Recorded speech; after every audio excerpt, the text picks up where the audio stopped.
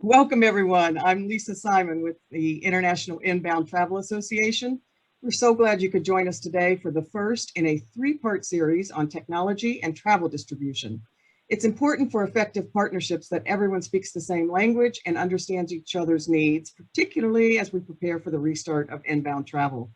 Today's session, A Perspective on Hybrid Travel Distribution, looks at distribution models and how they work. Our panel of inbound operators and hoteliers will discuss hybrid models of distribution and why they're important for building international business. The second session on June 22nd, Retooling the Travel Business for the Future, will provide an update on what's happening in travel technology and the importance of open standards for a seamless travel experience. The speakers will also discuss the integration of new health data in the post-pandemic travel system. Speakers will be Jeff Ernst Friedman and Stu Waldron with the Open Travel Alliance and Greg Land with IBM. The third session on July 6th will feature a demo of Open Travel's 2.0 open source standards by LinksRes with Ken Testani of LinksRes and Jeff Ernst Friedman with Open Travel Alliance. Before we jump into the panel discussion today, I wanted to remind you that you can find recordings of all of our previous webinars on connectivity and technology related topics in our Technology Resource Center on the website, along with a glossary of tech terms, which can be very helpful when we're trying to speak the same language. And just a few housekeeping announcements. The audience has been muted to avoid disruptions. There will be time for Q&A at the end of the session. You can post your questions in the chat area and the speakers will get to it at the end of the session. You're all pros at Zoom and webinars these days, so I'm sure you know how you can adjust your view to focus just on the speakers, but just in case, here are a few tips. Keep your video turned off and click on Hide Non-Video Participants, and then you should see only the speaker videos. You will need to be in gallery view to see the speakers. You also might want to exit full screen view so you have your chat on the right side of your screen. Now to get on with the webinar, allow me to introduce today's expert speakers. Moderating the panel is IITA's Secretary of the Board, Lena Ross with America for You. And our panelists are Quentin Blair, Blair Hotels, Elliot Calloway, Bonotel Exclusive Travel, Lisa Cully, BWH Hotel Group, Penny McNamara, Meeting Point North America. And we also have the presenter and trainer of our Steps to Success training program, Jennifer Ackerson of Alon Marketing Group, in the audience, and she will be inserting some color commentary from time to time based on her experience and teachings. Welcome to the panelists, and with that, Lena, I'll turn it over to you. Wonderful. Welcome, everybody.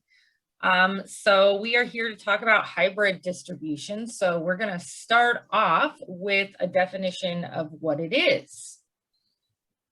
Hopefully. What is hybrid distribution? And this is kind of put together. We know that a lot of people have differing views on what hybrid distribution is, but for the purposes of IITA and this discussion, this is kind of what we're going to be using as the definition. So it's a combination between FIT rates, which are your classic static contracts, and dynamically priced and electronically served rates are through an electronic method. And markets need both of them to meet the requirement of the sales process. The travel trade creates demand and dynamic models react to demand. And we will talk about more of that as we go along. So we're gonna jump right in and again, feel free to post questions in the chat. I will be looking at it, and if there is time for me to answer it or if it matches what we're talking about, I'll go ahead and throw it in there. So definitely feel free to throw questions in there. So we're going to start with the first one, and we're going to start with our two buyers. Why is the hybrid distribution model important, and what are the benefits? And Elliot and Penny, I'll let one of you jump in and. I can go ahead. It's really important because your static rates that are offered or classic contracts can go much further in advance, which gives us those longer booking windows. For example, during the pandemic right now, we're seeing like a record high of bookings over a year in advance, especially from the European markets, because, you know, it's like really like their birthright, they feel, to be able to travel and take their holidays. However, as the inventory starts to fill up, the dynamic model comes really, really important because in the past, hotels would just simply close out those static rates, and then you wouldn't have any inventory to sell. Also, with all the different platforms out there, we're seeing shorter booking windows. Don't get me wrong, like we still, through our traditional markets, have this really far advanced booking windows that provide your base, but we also have other opportunities where you can get those closer to bookings. And if we don't have any rates or inventory, you're just not going to get the bookings. And can I add to that? I think one of the great benefits also with having dynamic to complement the static, because I think the two complement each other. People are upgrading, they haven't been able to travel for a long time. So when people are booking, they're often looking for a room type that we may not have statically, because there's, less inventory in that particular, like a suite product or beachfront. So I think people are looking to upgrade as they're traveling because they haven't been able to travel for so long.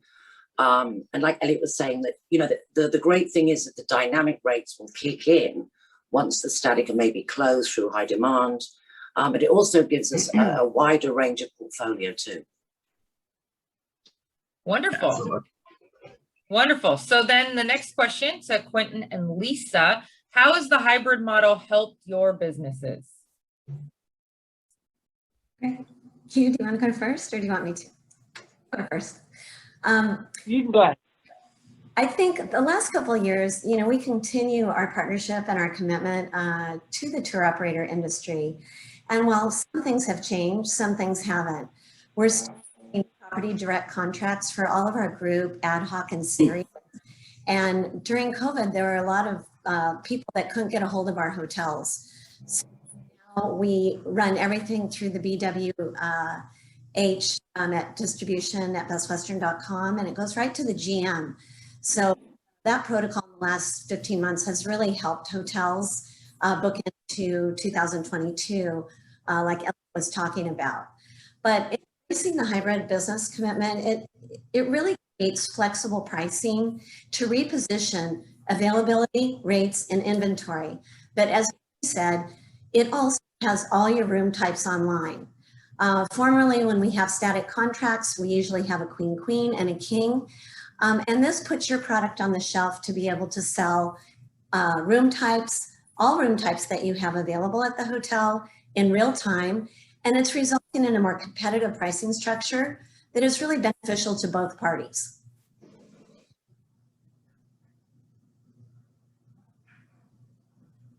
Quentin, anything to add to that? Yeah, certainly. For us, the hybrid model, which we're just akin to calling our business model, is something that's really built our business. We begin with the FIT partners and a static rate, and that allows us to build demand over the course of our season, which is very beneficial given that we have such a short season with such a very steep angle to it. It's all of a sudden season and then it's not. But we have 343 rooms, which represents 20% of our market. And being able to build that base with any kind of group business, whether it's motor coach or FIT business, is very beneficial to us to be able to capitalize on that transient business and maximize our rate earning potential. So we kind of go at it from the other end. We're loyal to our best customers, which are the group partners that we've been doing business with for 30 years, but it allows us to really take advantage of a short season and to squeeze the most out of it. Yeah, and Lena, I just wanted, on the brand side, a lot of companies have aggressively discounted their offerings, to ensure dominance in the marketplace during the recovery. And that required a mix of rate plans, both static and dynamic pricing, to achieve the goals that people want. And tour operators remain really crucial to distributing these rate plans into the market and supporting desired business outcomes for everybody. What we did see throughout the pandemic, that there's been a noticeable shift among tour operators to embrace static and dynamic pricing approach. And a significant number of our operators and our partners recognize the value of investing in these technologies that help not only with client channel visibility, but also the segmentation of the business. And Lisa, I mean, I think you and I have talked about this as well, but just because we're using like a technology platform doesn't mean we need to lose the personal relationship aspect of it. We can't just rely on the technology to work. We still need to have commercial conversations. We still need trade shows. We still need, these valuable organizations like IITA, and, really just making that personal point of contact. We've worked with partners that have just used technology and put a set it and forget it model in place. We'll talk to you when we sign your commercials next year, et cetera. And it just doesn't work. We've seen production dip significantly with that type of strategy. And then, go ahead. I just had a question. So can you speak to how it's benefited your contracting team, having both the static pricing in the brand channel and also in the dynamic pricing, and how you've been able to have those conversations? Yeah, absolutely. And especially through pandemic, where we've noticed certain markets where we typically haven't been nearly as strong as we have in the past, where we've really had to call on those hotels to make sure that, rates are being updated, inventory is available over their demand dates. And just really, again, to my point earlier, is just not losing that personal touch and that traditional way of contracting just because we have a technology platform. Because we've seen several times where the technology sometimes just doesn't work, and you can go days, weeks without ever noticing it, and really both of us lose business that way. And also, when you guys are talking about static and dynamic and the electronic distribution method, you are using both of those types of rates through that method as well, correct, Lisa? Yeah, it's been great. We have static rates in the connectivity in the brand channel, as well as a variety of dynamic pricing. And, just to be competitive in the market, from a promotional point of view, from an advanced purchase point of view, just depending on what the needs of the tour operators' clients are. All clients have different needs. I think as you see the restrictions lift, you'll see different countries having different needs and needing a different rate mix for that. And I think one of the successful things that we've been able to do with Bonatel and MPNA, just as an example, we did a lot of training through COVID together on educating our properties on how to use this and how they can benefit. So I think from a contracting point of view, we really wanted everything to happen at the hotel level for our properties so they could continue their relationship with the tour operator at the property level rather than pulling it back to headquarters. And I think this is something really significant and really different. And it doesn't separate the contracting process because that contracting manager still has the relationship with the hotel. They're managing. If they decide they want to do a promotion with a static rate, all they do is go into their PMS system and make those changes. It takes about 11 seconds. So it's really empowered our properties to actually work more closely during the recovery with our tour operators, our partners. That they've had for, in some cases, 20, 30 years. So I think it's been very positive. And this is a question for all of you, but do you feel that the industry needs more education on the hybrid model? Absolutely. Yes. Especially, and I think training is something that has to be ongoing. People come and leave. We're all going through major transitions. I mean, what we've been through with the pandemic is something we've never been through before. So it's all new territory. And the needs and demands of clients change. Our clientele has changed somewhat. So I think it's an ongoing thing. And again, going back to what Elliot and Lisa were saying earlier, that's where the relationship part of this is key. It's being able to pick up the phone and, the length of stay has changed. And it's really, really important to keep that ongoing training. Plus, we're all going through reduced staff, people on furlough, new staff. So I think it's more important than ever for the training to be an ongoing process for sure. I think it's important, and especially in new markets, again, that we haven't been as strong as in the past, where you're really explaining what the segment is and explaining how to utilize the technology to complement the static rates, whether you're just using technology or you're actually issuing a contract that a Bonatel will load. Gotcha, makes sense. And you, Lisa and Quentin? Sure. Go ahead, Quinn. Go ahead. For us, the short answer is unequivocally yes. It needs more. The industry needs more education on this. 15 years ago, my mother, who was doing the corporate sales and marketing job, she had a knee surgery, and I was her chauffeur up to Glacier National Park to discuss what she was doing back then with the regional hoteliers. And I've only just now found out that it was a hybrid distribution model. So certainly more education would be in line. Speaking with regards to the partnerships and the value of it, being able to have those conversations with my partners over the last year and through COVID gave us a huge advantage into seeing what we were going to see and what we were more notably not going to see, and allowed us to kind of fight and react accordingly, and to see the writing that was truly on the wall and not be caught gumshoe. So that was very important to us, and there is a lot of value in having those relationships. If we're calling it a hybrid distribution model, then absolutely the industry needs more education on it, and they need to get on board with it, because it's tremendously advantageous to your operations day to day. I mean, this is something new in our industry, and I think it's still evolving. And certainly post-pandemic, it's going to require ongoing education. And I think, as Penny mentioned, one of the things we see in the industry, and of course, having 4,200 hotels worldwide and at least 2,000 of them in North America, you have a lot of staff changes. And as Penny mentioned, people on furlough, new people coming back, new people being hired. Education has been the key deployment of our leisure rate plan strategy. And we are one of the only chains with specific leisure rate plans that just for tour operators. And this inventory online in our brand channel is not shared inventory with the OTAs.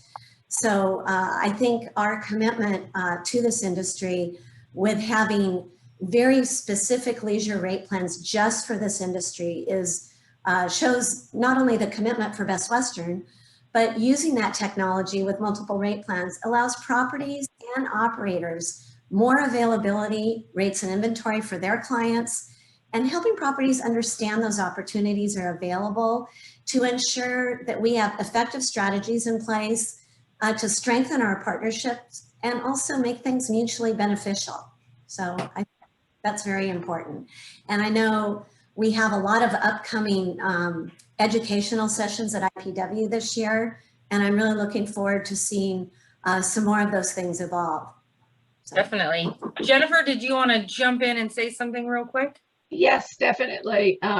Thank you. I think you all did a really great job of covering that. But as the teacher of the Steps to Success training program that we have in many destinations across America, this is an ongoing conversation. And a lot of times when a destination acquires all of their suppliers to come to the training, a lot of times it's more than half of the accommodation segment, right? So to every point that you made, but it needs a conversation, right? Because it's not just what is that and oh, I do it. And you have to really peel back layers. And when we were doing the pre-work for this session, I was saying that, like in New York City, where I teach Tourism Ready, you know, we'll go into hotels, and once we start having the conversations about how this can benefit you by looking at it from two windows, then all of a sudden the changes start to be made. So, you know, the education about it has to go on and on. And I think one other point that I would add there is that, you know, when you look at why the static piece is still needed, well, many places around the world are still doing package travel,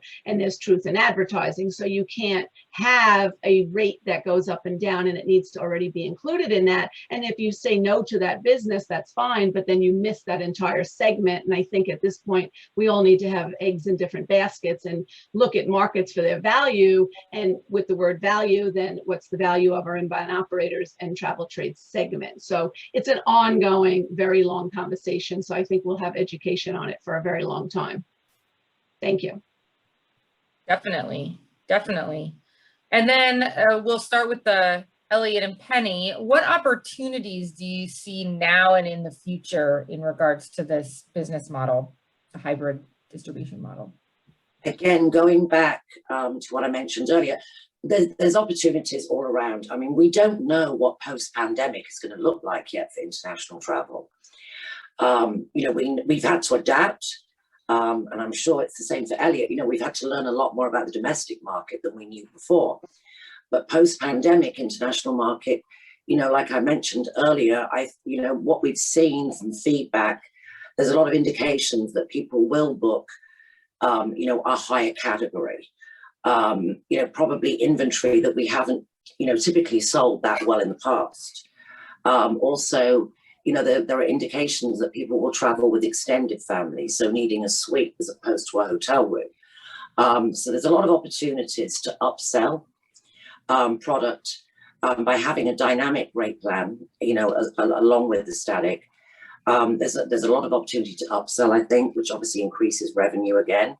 I think the demand is going to be great once the floodgates open. You know, it's not a question of whether they will travel, they will. So I think, you know, we know the patterns of how people traveled in the past, but again, you know, I think post-pandemic, we're going to see different travel patterns, different booking patterns, different quality demand, different types of product, different destinations. So I think, you know, going back to what Elliot was saying earlier, even product or destinations that we haven't sold that well in the past, suddenly there's going to be a lot more demand for. So I think a lot of opportunity for us all.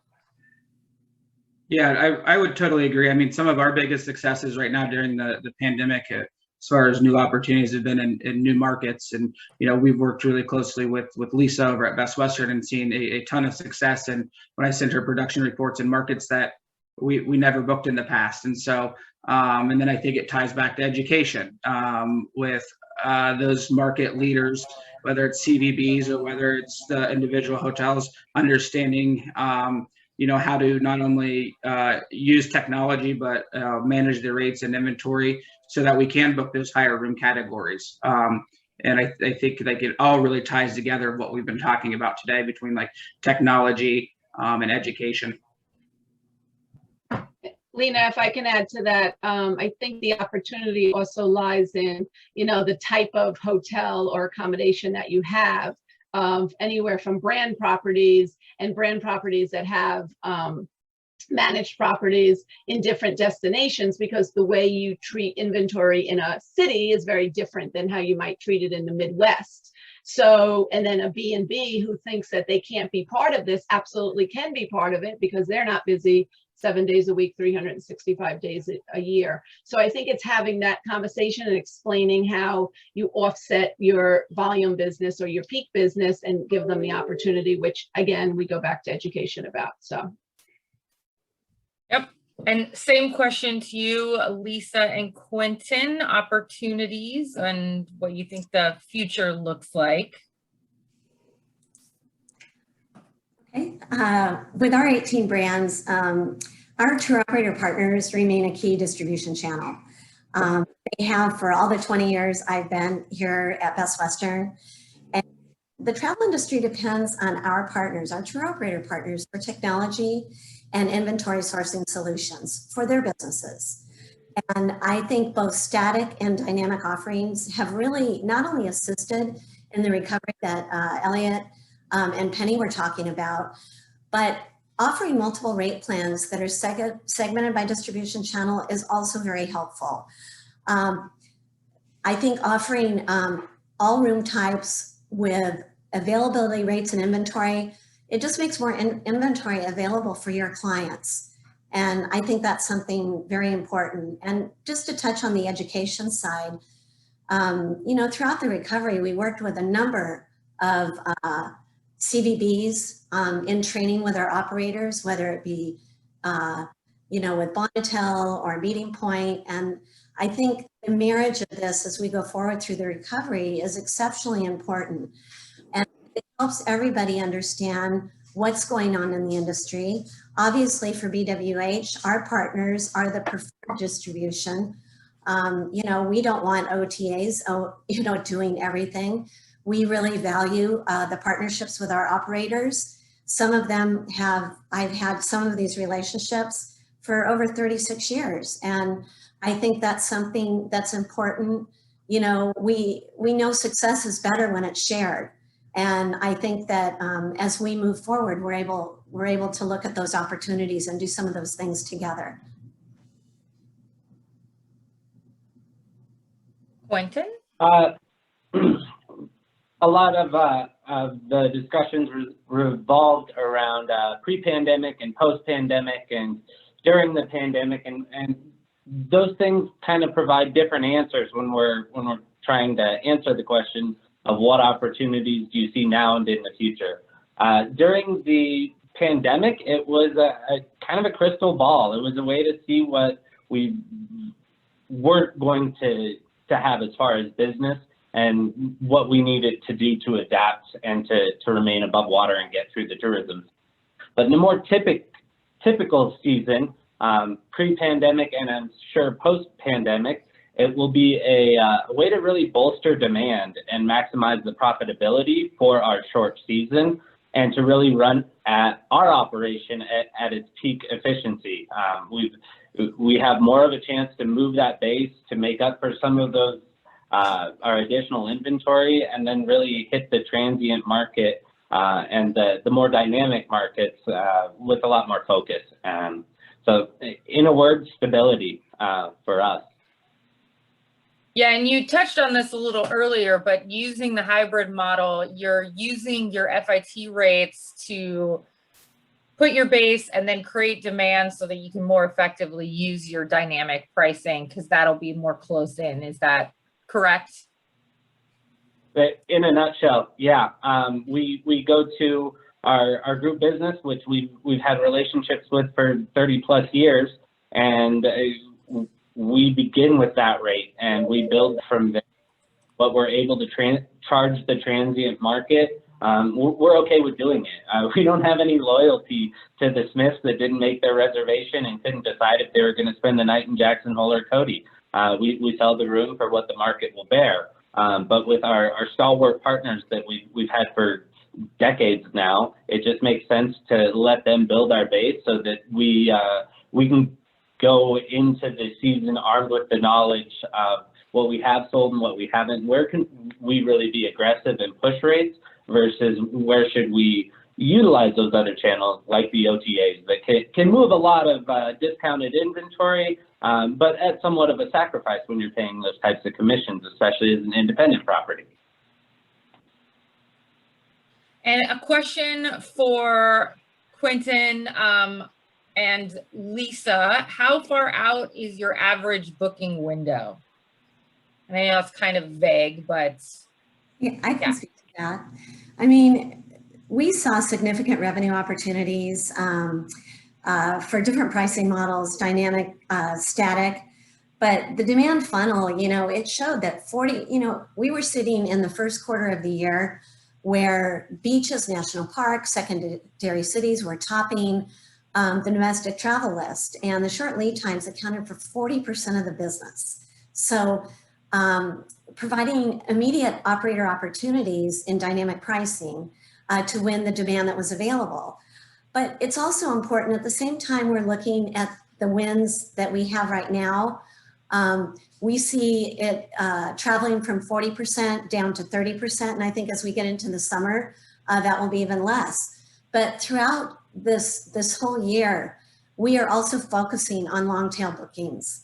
In the fourth quarter, they've been extremely strong, and into 2022. We show extremely strong bookings into 2022, particularly in the first quarter, and likely that will backfill. And we see it being very, very strong in that area. But I mean, it was wonderful to provide dynamic pricing for our operators to take advantage of it. Because why do I want an OTA to take advantage of that pricing? I want my partner to have the promotional rates. I want them to have FIT rates. I want them to have dynamic pricing that's competitive in the market so they can win. And I think that's what we really saw during the recovery. And we had another question, which you kind of touched on, but maybe you guys can just answer as well. Are you finding a higher percentage of booking within 14 days or outside of 14 days? And if yes, what percentage? You kind of answered it. Currently, the market is kind of behaving a little irregularly. Typically, we would be seeing quite a few of our long-term bookings being made outside that 14-day range with the international borders, and that market being much more open than it is. There's a lot of uncertainty there, even though it is kind of starting to come back to life. Mostly that's been either cancellations or postponements on the international side. The domestic side is kind of shifted to the opposite, where it's roaring back to life, and it may be our proximity to Yellowstone as a gateway city. It's a very accessible drive market for a lot of people, so it could end up being a quick flight to one of our feeders or a drive or however, but we're starting to see more of that domestic within that 2-week booking window, more than we typically see, percentage-wise at least. And I think we had about 30% of the bookings coming in April from 2 to 7 days. And then you have about another 20% coming in through the 14 to 30-day period. And then you have the long tail bookings coming in. And then it kind of backfills from the long tail bookings into the high season.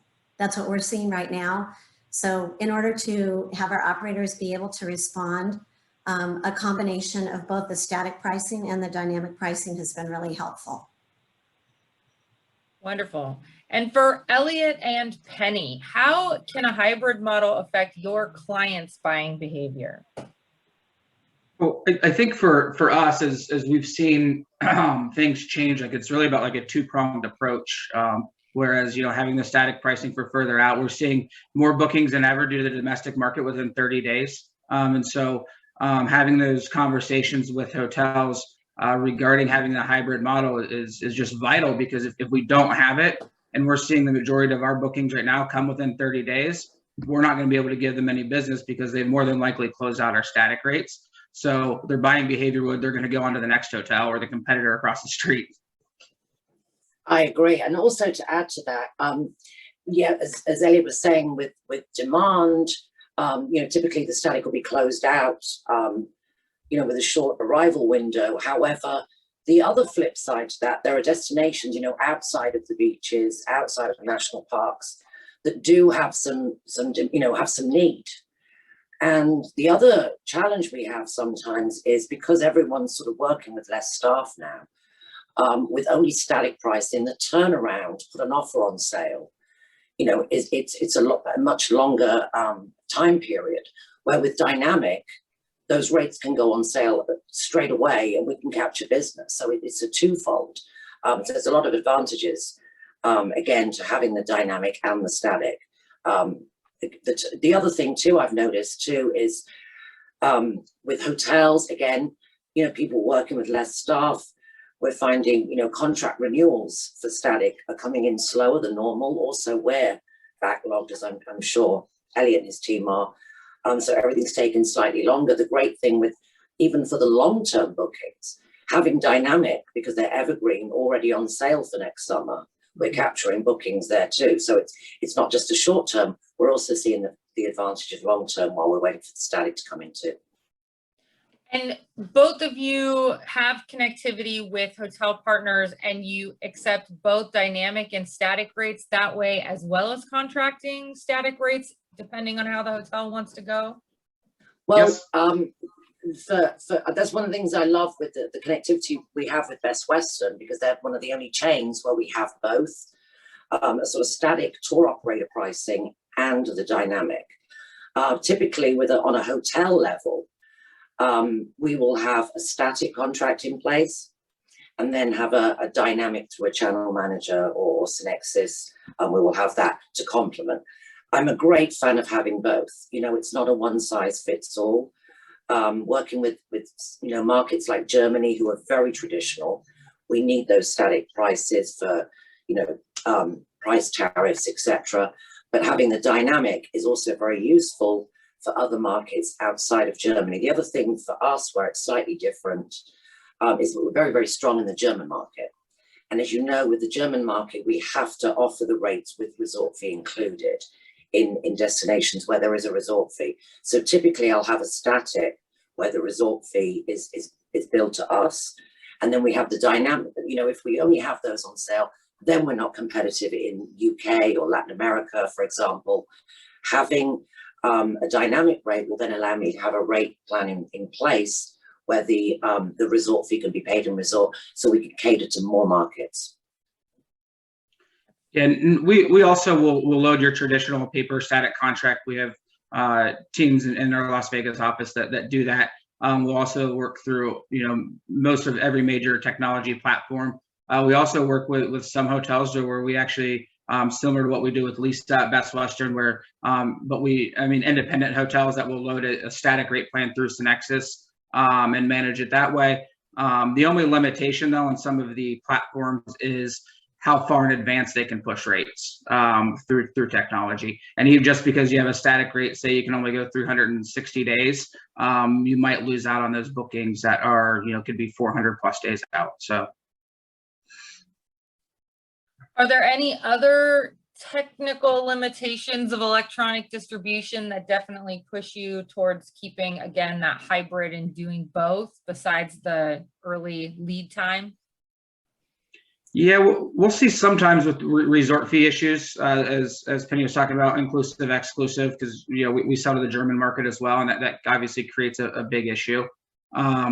I would say the other thing is just making sure that it's monitored to make sure that you're having ARI, because you know, you could have, whether it's HBSI or Synexus, it could go down. They could have outages or API errors. Our system, you know, really needs very specific cancellation policies. So monitoring, you know, what the hotels are sending over to our technology team that's actually going to map it, because all that does is create a delay when you're trying to get things turned on and live. Anything to add, Penny, on that question? No, I mean, we have you know, again, with channel managers and working on a hotel level, it's much easier to maintain. We have some limitations in seeing what rates are available when it's sort of through HBSI, etc. With channel managers, with more sort of independent hotels, it's much easier to manage and see. But the limitation with HBSI is on our side, that we can't actually see the rates being fed through. So that would be one limitation, yes, for sure. And one of the other ones somebody mentioned was that with the dynamic, it's much harder to change a reservation. It needs to be fully canceled and then rebooked if there's a change in date length and stuff like that. So there are still, again, those reasons why both are important, That's especially exactly for the long term yes. booking window. Well, I think that's why it's still important to maintain that relationship, because if we had that just through a dynamic or a static rate through the dynamic connection, if we still have a relationship with the hotel partner, there's a likelihood that we could call them and say, hey, they need to change the name from, you know, Elliot to David. Can you, like, without canceling and having to pay $500 more, they're more than likely going to do it and understand. That's a good point as well. Anything on your end, Lisa or Quentin, with possible limitations or, again, reasons why one might be a little not easier to work with? That's not what I meant to say, but the benefits to working with both of them, I guess. Yeah, I think for us, we have static and dynamic. So as Bonita, as Penny and Elliot mentioned, you know, it's great to be working with both rates in the system. And I think what's great about our connection is that it's 365 days rolling. So every day that goes by, you get another day in the next year, and it seems to work really well with the patterns we're seeing. And it seems to be handling the first and second quarter bookings extremely well for 2022. So I think that's positive. To your point on the cancel and rebook, yes, that is something that happens. But like Elliot said, I think by and large, the relationships that we have created at the property level it's not just a reservation coming in, it's a reservation coming in from a partner that they know, like, and trust. And so I think it breeds a much different response at the hotel level, because we have maintained our training together in many instances with our partners. The hotels are fully aware of how the booking comes through. And in the case that Elliot just illustrated, you know, they're able to call the hotel and say, hey, can you change this name from Patty to Steve or whatever? And I think those things are great. But I'm really proud to say for our 18 brands that, you know, people can book all the way into today of next year. So we are seeing very, very positive things. And I'll talk a little bit about that in the next question, you know, just what that visibility has provided. So thank you. Perfect. So I may be kind of on the outside of this one. For Blair Hotels, it really makes more sense for us to lean more towards the static. And I can tell you what works for me and what works for our company. I can't tell you that it'll work for other companies. And so if your company is different, which it most assuredly is, please don't take this as, well, he said. We're centrally located in our market. We have about 20% of the market. And when I say centrally, I mean we're smack dab in the middle of town in a gateway to a national park, that's Yellowstone National Park. We are going to fill. Our property is going to fill. It's a matter of how operationally viable we can be at full capacity, and group really helps us with that. And it's also a question of at what rate we're able to fill. So for us, when you alluded to, it's kind of backwards for me. We begin by taking all of our metrics and piling them in and looking at what the RevPAR was last year, and that's what we base our decision of where the RevPAR is going to move versus our group base rate. They're tied together and they kind of move together. From there, we're able to get our rates out in line with the market that the hotel industry is supposed to follow as far as appreciation and RevPAR climbs. And so we can kind of use that to rudder our ship kind of overall. For us, it makes a lot of sense to go with that static, because we have all of this built-in historical data and we have a program that works. We have rooms that'll ultimately fill. What we're able to do by offering static, we can get it out there to where they can book. You can book with us, and it takes these relationships with what Lisa said, people we know, like, and trust. You can book with us 3 days to a year from now. Just the same by offering that static. And yes, do I believe that there is a margin where I could make incrementally more revenue for my company by having more of those dynamic rates available? I do, but I don't know that it would be enough to offset the cost of channel management. So we, for now, just do it the old-fashioned way and upload our rates to the extranets and make sure that you have plenty of availability. It's not that we're not capable, it's just a decision that we've made for us. It doesn't make sense yet. And again, it goes to if my partner's on the other side of the table, if Elliot and Penny are saying, hey, Q, you need to get us dynamic here at the late booking window, then that's a conversation we can have. But to this point, it has been more a question of us having those static rates. And so that's what we've kind of based our model off of providing. Wonderful, wonderful. And don't forget, please feel free to put questions in the chat box, or even raise your hand if you want to go off mute and ask something directly. I can call on you, that's fine.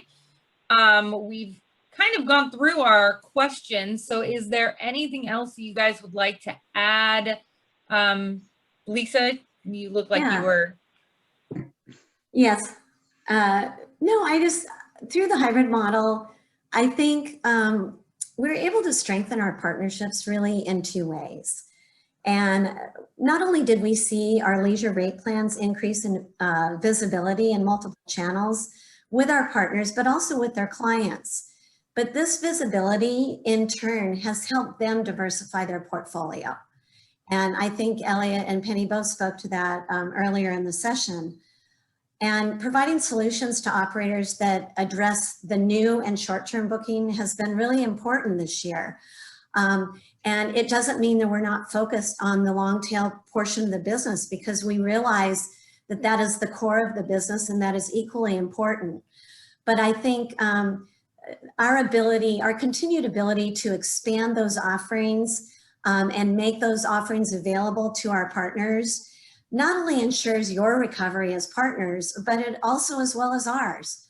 And so I think that's something very important as we go forward. And we're all going to have to adjust to what that means, because none of us really know how that's going to turn out. But I think doing it together, like I said, is always better, you know, and we share those successes for all of us in the industry and hope the best to help everybody, not only our 4,200 hotels, but all the operators that are involved in the industry. And we're looking for solutions that just make you stronger. And I think BWH's commitment to the operator market by offering operator only rates in the connectivity, it's really unique to the industry. Nobody does that. And I think this really protects them from the OTAs. And I think this is something very valuable. And I'm happy to share that with you today. So thank you. Wonderful. Anyone else with something to add at the end here? Just to sum up, really, that, you know, what we're calling the hybrid model, I've always liked to call the rate mix, because it's having the perfect blend of rates. It's a win-win. It helps the hotel, it helps us. It allows us to diversify our markets more. You know, the static is great and having it in advance to build base business, but there are times when we need to react sooner in a shorter booking window. You know, we often talk about having higher rates available through dynamic in high demand, which is true, but there's also periods. For example, you know, Orlando in September is typically a tough month. Of course, we don't know how this September will look, but it's typically a tough month. And, you know, the hotels are often dumping rates so low via the OTAs. You know, again, if you have that base business in, you're less reliant on the OTAs, and letting us have you know, earlier on, another rate plan. It increases our ADR with that particular hotel. I mean, who doesn't want a higher ADR when you look at the mix overall at the end of the year? And also, I think there's something to be said about this. The two key things is, I think we're going to see a reemergence of the tour operator. I think they're more important than they have been. And COVID has taught us that, with people having to cancel, try to get refunds. You know, with a tour operator, they can actually get a person on the phone. They will get a credit. They will get a refund. So I think, you know, when international travel comes back, it's going to come back strong through the tour operators. But also from speaking to a lot of hotels, because they've relied so much in the last year on the domestic market and very, you know, last minute bookings, the clientele they've been getting sometimes hasn't done them great favors as far as, you know, TripAdvisor scores. It's a different class of clientele. So all of these things add into that part of the rate mix. And I think it's a win-win. It helps the hotel, it helps us, and it allows us to react and, you know, diversify our markets too. Great. Yep. Good points, Penny. I think the last thing I would just add, because I think everybody summed it up pretty well. Just if you have any questions or need any guidance through this, I mean, you can always reach out to, you know, Penny and myself. And I know, like, just from our team in general, we have some folks on our technology side that are a lot smarter than I am when it comes to, you know, working through Synexus and HBSI and all those. And they're always more than happy to hop on a call with me so we can work with your dorms or your hotels on how to figure something out if it's not making sense. Great. And Jennifer? I would just say that, you know, for destinations on the call and accommodations, it's really just figuring out how to make this market work for you, because I have seen it work for every type of property. And so, you know, we use the word partnership so much in this industry, but it's talking a lot about how you do business, because even the inbound operators are all very different in how they operate. And then knowing your need periods and looking at this as not displacing business that you have that's high end and with your dynamic rates, but filling it in to have business as much as you can. So it's really just going back and figuring that out. And it takes time and it's work, but it's worth it. And I love Q's example because it is exactly the opposite of how most properties look at this business. And so if he can do it, I know we all can do it. So thank you. Wonderful. Anything One else? more thing, Lena, Yes. sorry. Next week is the first of our 3 sessions on the pre-IPW, getting ready to go back to trade shows. And really, it's the Steps to Success program is the who, what, when, where, why, and how to work with inbound operators. And so any destinations on the call or anyone on the call, just come and hear you know, what we'll be talking about to get recovery back going for our country. And we'll have 2 different inbound operators each of the 3 times that we present the program. And Elliot, we'll see you on next Tuesday for that. Thank you. Wonderful. So unless there are any questions from the crowd, which I don't see any right now, then I think that we're closing the session. Yeah. Awesome. Thank you, everyone. Lisa, Everyone. Simon, do you have anything else to add at the end here, or we all good? Great. All good. Thank you so much, everyone, for your time and commitment today. Thank you. Yes, this was a wonderful session. Thank you all for your expertise and sharing that experience with us, and all of the things that you have learned new this past year during the pandemic. It's really certainly been a learning experience for everyone. Thank you, Lena. Awesome job facilitating, and thank you, Jen, also for chiming in. Thank you. Yes, Thanks, and everyone. also